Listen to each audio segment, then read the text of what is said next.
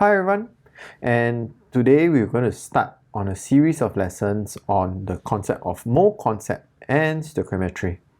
Right, this is a big calculation topic in chemistry, a very important calculation topic in chemistry, and it's something that before we start, I just want to let you all know that this calculation is actually not math, it's just calculation.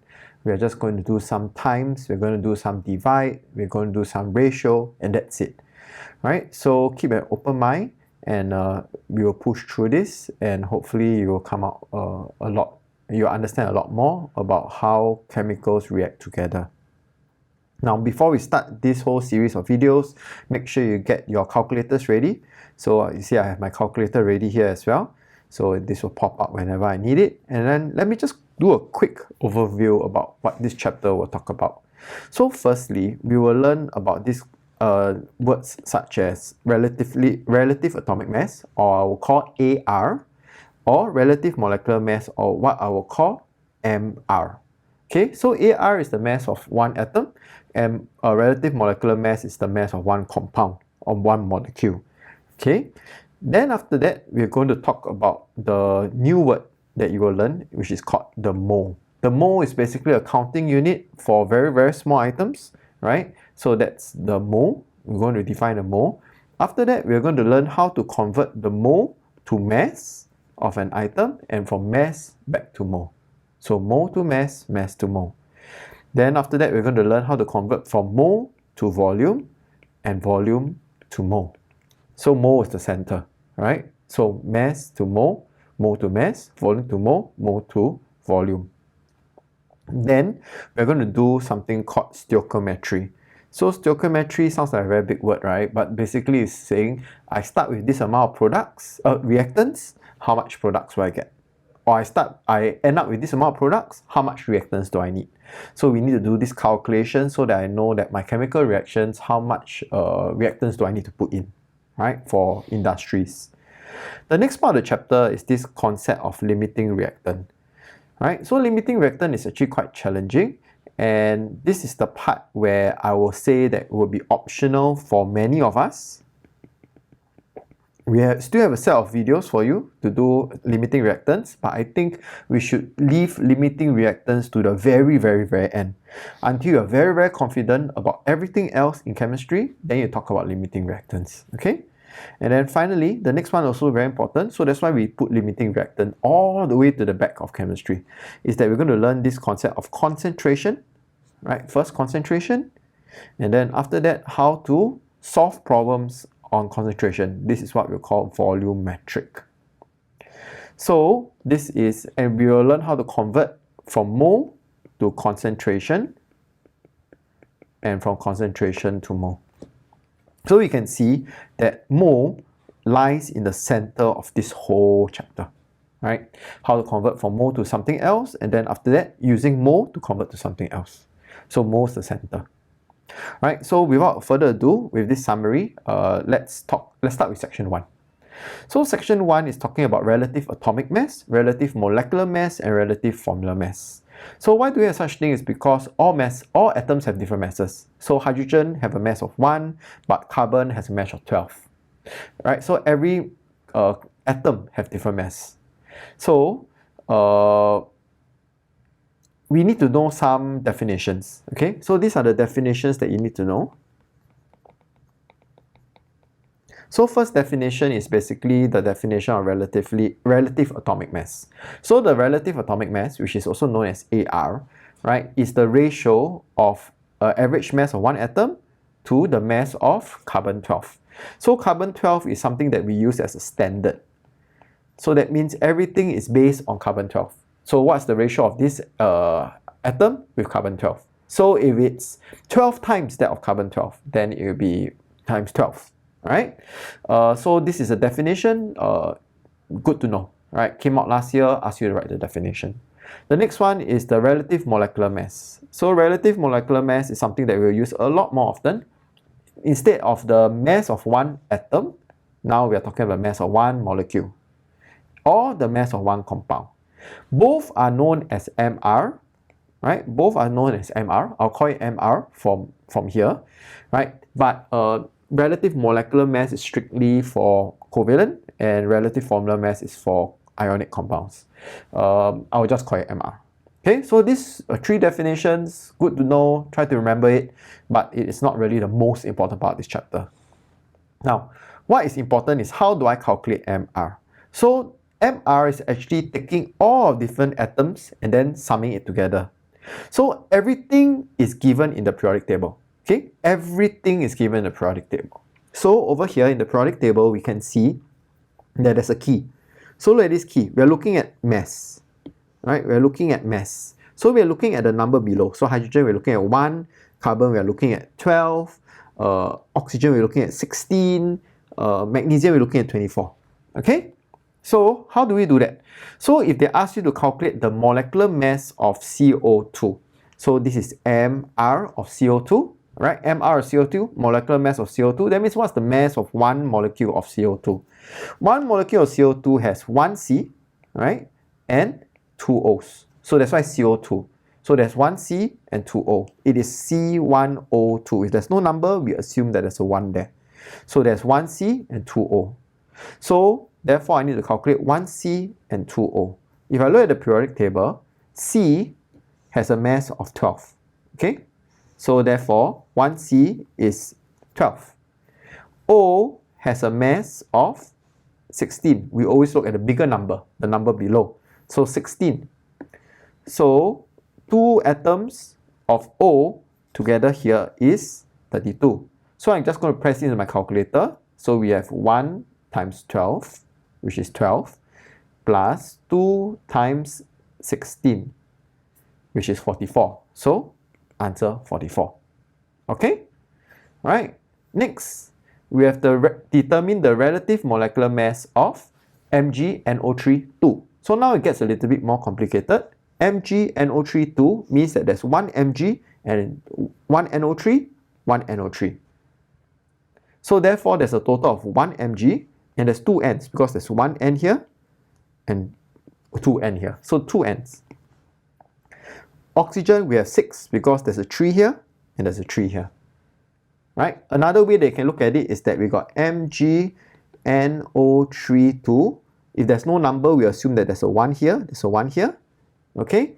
The bracket is over here. The bracket is this one. So the 2 applies to everything inside the bracket. So I use the 2 and times everything inside the bracket. So it's Mg1, N 1 times 2 is 2, O 3 times 2 is 6. So a total of 1 Mg, 2 Ns and 6 Os. So now looking at the periodic table, Mg has a mass of 24. Right? Mg has a mass of 24. So 24.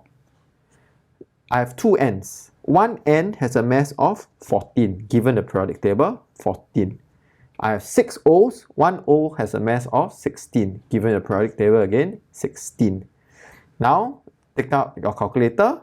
So 1 times 24 plus 2 times 14 plus 6 times 16. So total of 148. Alright, so that's how you calculate relative molecular mass. Now, next page, we'll have a series of practice. So you might want to pause and then watch me do it, or you can just do it straight away. Alright, I'll just quickly go through. So first one is NO2. NO2, we can assume there's N1O2. So therefore, there's 1 N and 2 O's. So I'm looking at 1 for N plus 2 for O. So N, you can see, is 14. So 1 times 14. O is 16. So 2 times 16. Take out my calculator. I'm doing 1 times 14 plus 2 times 16. So total of 46. Okay, maybe I should move my calculator on the other side. Alright, so next we have Cl2. Cl2 means that there are 2 Cl atoms. Alright, so I take 2 times the mass of 1 Cl. So looking at the periodic table, we can see that Cl is 35.5. How? Got decimal place, right? So we include the whole thing in. So 2 times 35.5. take out my calculator. Where's my calculator? Oh no. Okay, calculator, 2 times 35.5, 71. So the mass, the MR of chlorine is, LCl2 is 71. Right, next we got Mg3N2. So Mg3N2 means that there's 3 Mg and then there's 2 Ns. So I'm taking 3 times Mg plus 2 times N. So Mg here, 24, and 14. So Mg, 24, and 14. So I'm going to take out my calculator. So 3 times 24 plus 2 times 14. So that is 100. Do you see how I press my calculator? It's important for you to get the pressing of calculator right. Alright, next we got Na2CO3. So Na2CO3, you can assume that it's C1O3. So Na2C1O3 means that there's 2 Nas plus 1 C plus 3 Os. So I'm going to look for Na, I'm going to look for C, and I'm going to look for O. So let's go up. So I see Na is here, 23. I see C is here, 12. I see O is here, 16. So Na, 23, C, 12, O, 16. So let's take out the calculator again. I have 2 times 23 plus 12 plus 3 times 16. So that is 106. Next, Ca bracket OH close bracket 2. So that means that there's 1 Ca and 2 OHs because the bracket, the 2 is outside the bracket. Or we can also take a look at Ca1, O1, H1, 2. So the 2 times inside. So if I take out the 2, this times inside like that. So I have 1 Ca, 2 Os, and 2 H. Right? So I'm looking for 1 Ca plus 2 Os plus 2 H.